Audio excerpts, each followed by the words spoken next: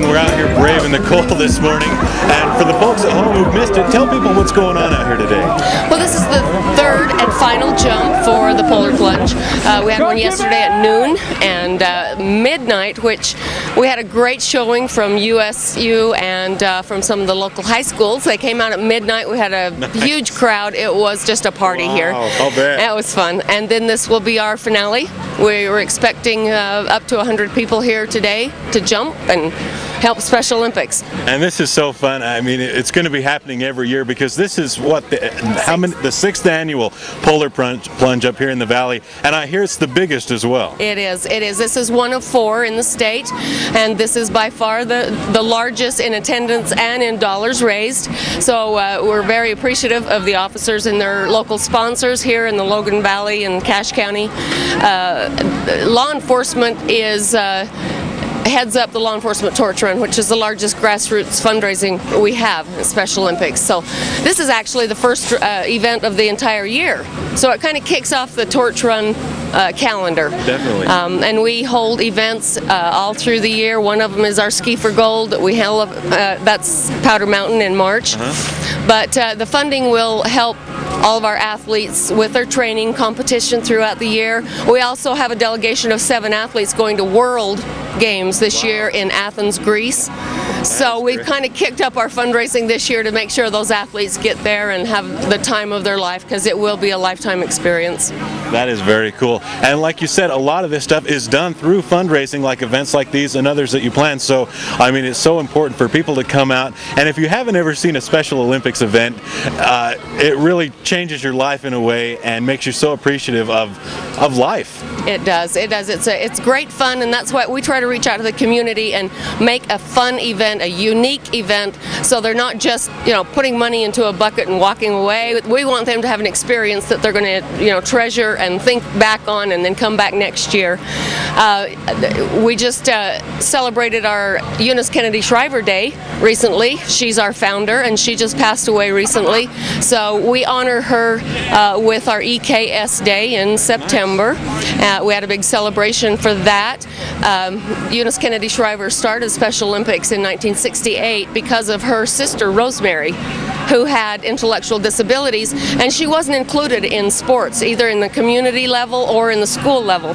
So she says there's got to be a place for her to participate, and she started Special Olympics in 1968, and look where we are today, over 3 million athletes worldwide. Definitely, it's amazing to see. Why do you think it has such staying power? Well, because the athletes themselves, benefit so highly from it. I mean, they're benefiting not only from sports, but from their social interaction, from their health conditions, from every aspect of their lives. They are benefiting from Special Olympics. So that grows and grows, and the community gets behind them because they love our athletes. Definitely. And so it keeps going. And that's great. And you mentioned, the sports aspect is just one thing. There's so many other areas where these athletes can participate in and become a part of. Absolutely, and it is high. It's the importance to their health is something that we're focusing on this year. Getting our athletes up, out of the house, active, enjoying life, and not sitting in the house and not they're not part of what's going on in the community, and that's what we want to change, and we want to get them active and healthy.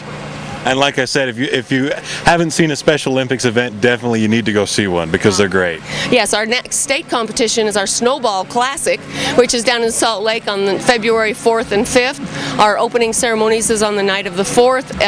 Our athletes will be bowling and participating in volleyball. So, 2 sports, we'll have a great time. Thanks. Perfect. So if people sitting at home watching this now, they've missed the polar plunge, what's next for them? How can they get involved next? Well, we have 3 other polar plunges. So the next one next week is in Cedar City. And then we have 2 in February, one on the 12th at Saratoga Springs, one on the 19th at Heber City up at Deer Creek Reservoir. So those are the 2 kind of special events that I'm working on. Also our Ski for Gold March 26th at Powder Mountain. And then we have ongoing competition and training all the time that we need volunteers for. Volunteers that come out and help score keep, help stage our athletes and get them there ready for their competitions. Definitely. And how can people find out about volunteering? Our website is sout.org. That's acronym for Special Olympics Utah, sout.org.